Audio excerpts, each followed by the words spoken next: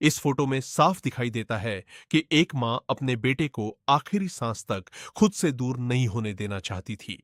जब इस मां को पानी से बाहर निकाला गया, तब भी ऐसा लग रहा था जैसे उसने अपने बेटे को बहुत मजबूती से सीने से लगा रखा हो। यह तस्वीर जब इंटरनेट पर आई, तो जिसने भी इसे देखा उसकी आंखें नम हो गई। एक मां की ममता, उसका प्यार और अपने बच्चे के लिए उसकी भावना देखकर हर कोई भावुक हो उठा। सच ही कहा गया है, मां का प्यार दुनिया का सबसे निस्वार्थ और सबसे गहरा प्यार होता है। एक मां मरने के बाद भी अपने बच्चे को खुद से दूर नहीं होने देना चाहती है। और सबसे बड़ा सवाल, क्या यह सिर्फ एक हादसा था या पहले से लिखी हुई लापरवाही की कहानी? नमस्कार, आप देख रहे हैं निर्भय रिपोर्टिंग। आज की कहानी दिल तोड़ने वाली है, लेकिन उससे भी ज्यादा जरूरी है इसे समझना, क्योंकि ये सिर्फ एक घटना नहीं है, ये एक चेतावनी है।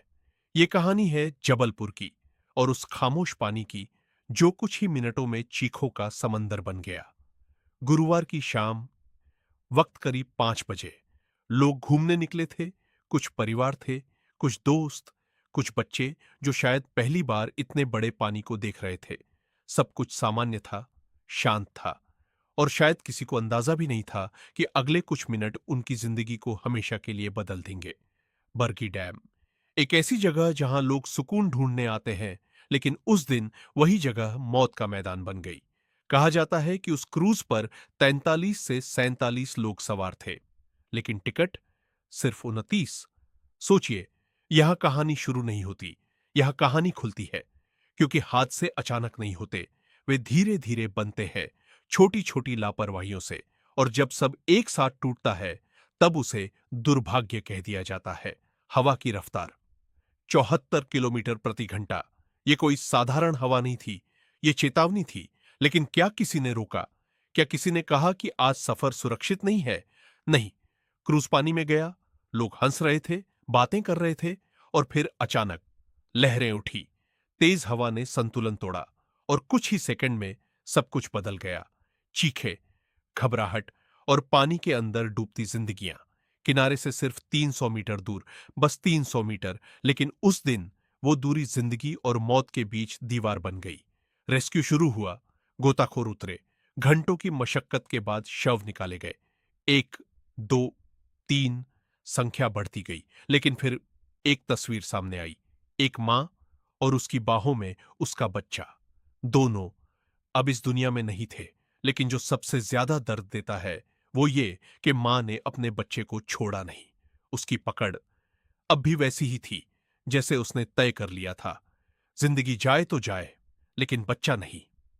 अब यहां सवाल उठता है, अगर मां ने लाइफ जैकेट पहनी थी तो वो बची क्यों नहीं? जवाब आसान नहीं है, लेकिन सच्चाई बहुत कड़वी है। लाइफ जैकेट एक इंसान को तैरने में मदद करती है, लेकिन जब दो लोग एक साथ संघर्ष करते हैं, तो विज्ञान भी कमजोर पड़ जाता है। बच्चा डरा हुआ होगा, उसने मां को कसकर पकड़ा होगा, और मां उसे छोड़ना नहीं चाहती थी। दोनों एक दूसरे को थामे रहे, और यही पकड़ उनकी ताकत भी बनी, और कमजोरी भी, क्योंकि उस क्रूज पर हर किसी के लिए लाइफ जैकेट नहीं थी। क्यों?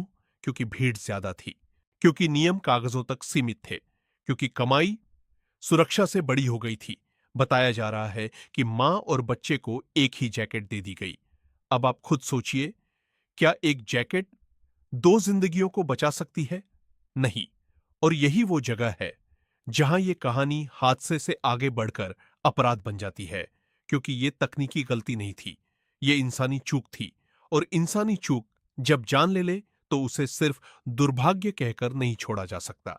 लोग कह रहे हैं स्टाफ ट्रेन नहीं था, रेस्क्यू देर से आया, मौसम खराब था, लेकिन असली सवाल अभी भी वही है। जब हवा इतनी तेज थी तो अनुमति किसने दी? जब क्षमता कम थी तो इतने लोग क्यों चढ़ाए गए? जब खतरा दिख रहा था तो सफर रोका क्यों नहीं गया? यह सवाल सिर्फ प्रशासन से नहीं है, यह सवाल उस सिस्टम से है जो हर बार हादसे के बाद जागता है और फिर सो जाता है। आज जबलपुर है, कल कोई और शहर होगा, शायद आपका शहर, शायद आप।